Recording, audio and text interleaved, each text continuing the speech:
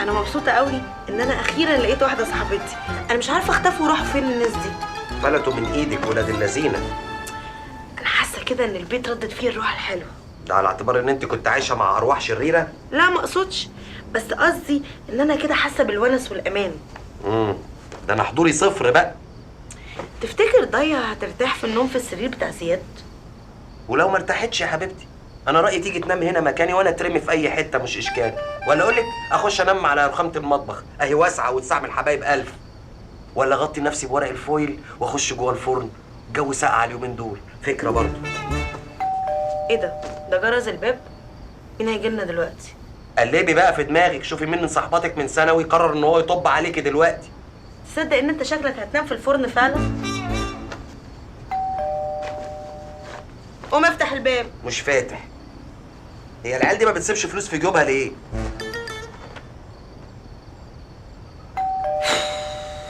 اسمع ياض يا دكاوي، عدلنك تقول لحد على مكانه. وجب يا أبله. وانا يومين كده واظبط مكان امين نشيل فيه البضاعه. هو المكان ده نظامه ايه؟ مين يا ضي؟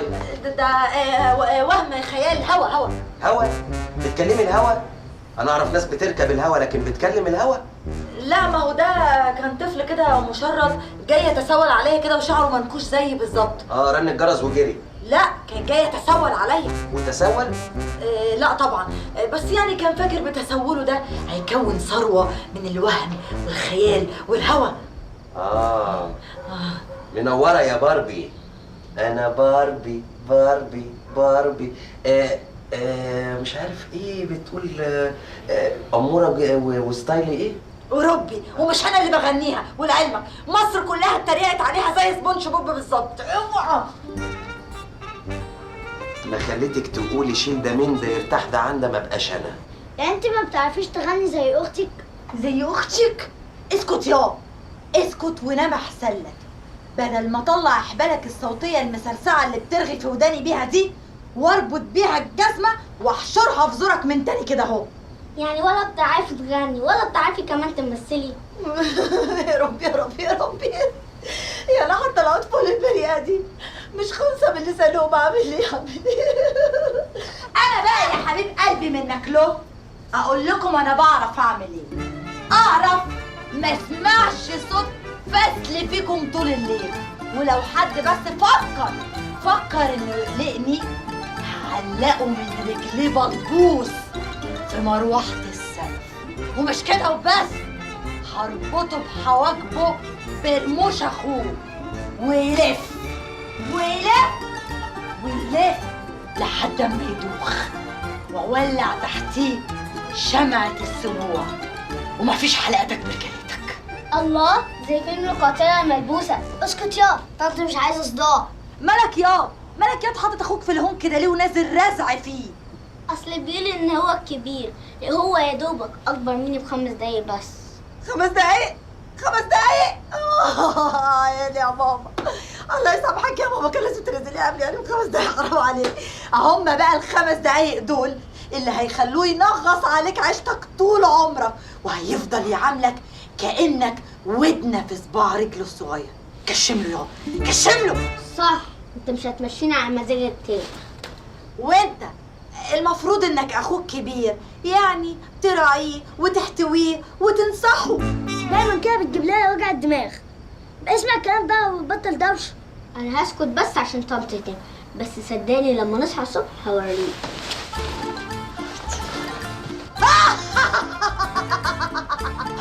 انتصرت. اهي دي كده العلاقة الطبيعية بين الاخوات.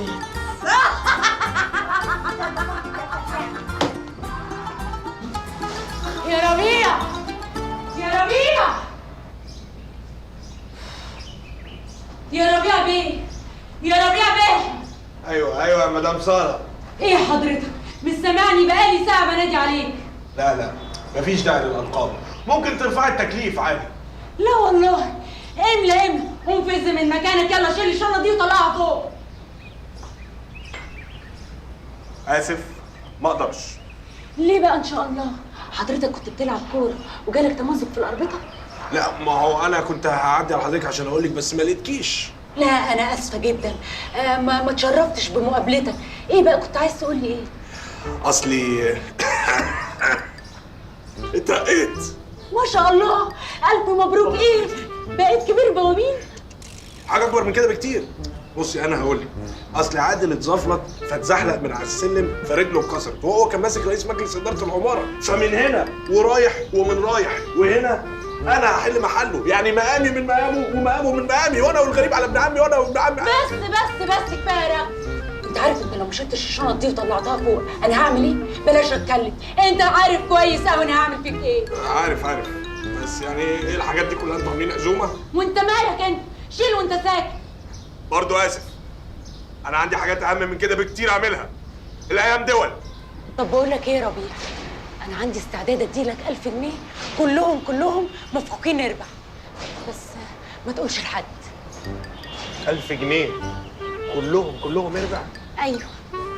وممكن تبقى اربع ونصاص فضيه. الحنيه ما بتتشحتش يا مدام ساره. سلام عليكم.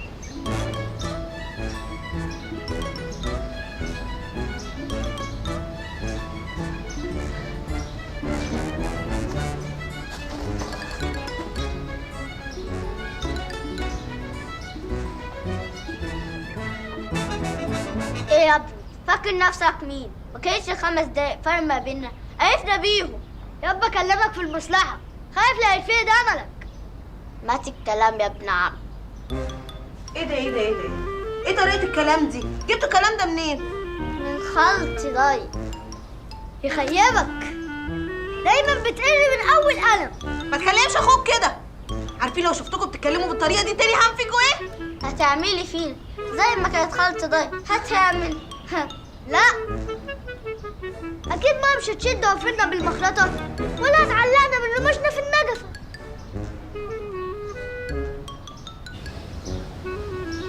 مي كذاب، والله ما كان له لزوم تيجي تزورينا، ده احنا يشيلونا ويودونا لغايه عندك. اتكلمي عن نفسك.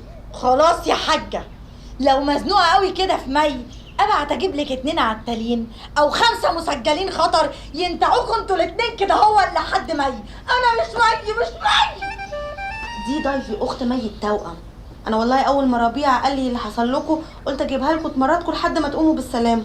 المصلحة طارت أحسن عشان تبطلي تتبحلسي للنجوم. ها قلتوا ايه؟ موافقين؟ طب يعني هي مي هتوافق انك تشتغلي شغلانه زي دي؟ خلاص يا حبيبتي، خليكم كده قاعدين متلقحين ومتعورين ومتجبسين ومتورمين مش لاقيين حد يعبركم. توافق ولا ما توافقش؟ تعالي يا مي، يلا ابتدي واتكلي على الله. خلاص يا مي، قصدي يا ضي ما تضايقيش نفسك. عندكم جبنه براميلي وخيار؟ يا حبيبتي بره في الثلاجه. عارفه، هروح اكل عشان عامله دايت. هي مالها قفشه على مي كده ليه؟ مش حكايه قفشه، بس انت عارفه عشان هما توأم فالناس بيوقفوها ويتلخبطوا